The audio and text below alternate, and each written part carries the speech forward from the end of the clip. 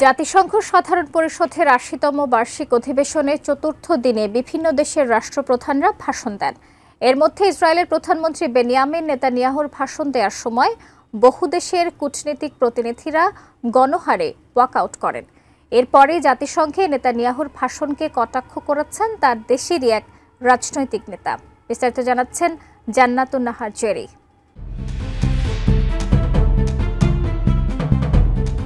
New ইয়র্কে জাতিসংঘের সাধারণ পরিষদের অধিবেশনে বক্তব্য দেন ইসরায়েলের প্রধানমন্ত্রী বেনিয়ামিন নেতানিয়াহু। ২৬ সেপ্টেম্বর তিনি মঞ্চে ওঠার পরই উপস্থিত অনেক রাষ্ট্রদূত ও কূটনৈতিক প্রতিনিধিরা মিলনায়তন ছেড়ে চলে যান। ফাঁকা আসনের মধ্যে দেওয়া এই ভাষণে ইউরোপীয় দেশগুলোর সমালোচনা করে নেতানিয়াহু অভিযোগ তোলেন, ফিলিস্তিনকে রাষ্ট্র হিসেবে স্বীকৃতি দিয়ে ইউরোপ ইসরায়েলকে আত্মহত্যার দিকে ঠেলে দিচ্ছে।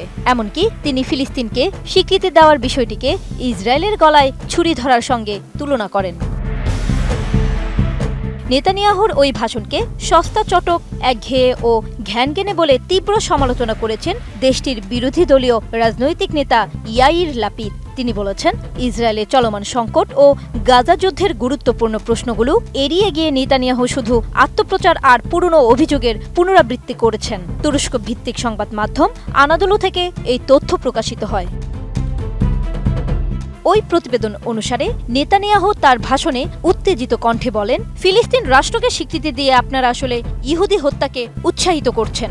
একটি সন্ত্রাসী রাষ্ট্র আমাদের গলায় ছুরি ধরে থাকবে, তা আমরা কখনো মেনে নেব না। তিনি আরও দাবি করেন, ইউরোপীয় নেতারা নিষ্ঠুর মিডিয়া ও ইহুদি বিরোধী জনমতের চাপে নতি স্বীকার করে হামাসকে পুরস্কৃত করছেন। আমি বুঝি নির্মাণের শিল্প, সালাম স্টিল বোঝে ডিউরেবিলিটি। সালাম স্টিল, মোস্ট ডিউরেবল স্টিল। ভাষণ শেষ হওয়ার পর সামাজিক যোগাযোগ মাধ্যম এক্সে প্রতিক্রিয়া জানিয়ে লাপিদ লেখেন, আজ বিশ্ব ইসরায়েলের প্রধানমন্ত্রীর ক্লান্তিকর, একঘেয়ে এবং সস্তা চটকে ভরা বক্তব্য দেখেছে। এক কথায় পুরো সময় তিনি কেবল ঘ্যান ঘ্যান করেছেন। গাজায় বন্দী ইসরায়েলি জিম্মিদের মুক্তি কিংবা যুদ্ধবন্ধে কোনো পরিকল্পনার কথা তিনি বলেননি। তিনি প্রশ্ন তোলেন, ২ বছর পার হলেও কেন এখনো হামাসকে নির্মূল করা সম্ভব হলো না।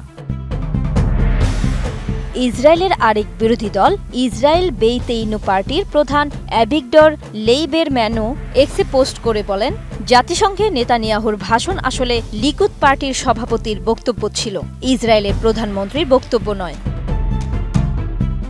বিশ্লেষকদের মতে আন্তর্জাতিক অঙ্গনে সমালোচনার মুখে থাকা নেতানিয়াহু জাতিসংঘের মঞ্চকে নিজের রাজনৈতিক অবস্থান শক্ত করার ক্ষেত্র হিসেবে ব্যবহার করেছেন। তবে দেশটির বিরোধীরা বলছেন, এই ধরনের ভাষণ ইসরায়েলের জন্য নতুন কোনো সমাধান নয়, বরং চলমান সংকটকে আরও গভীর করে তুলবে। জান্নাতুন Nahar Jerry, desk report, ATN news.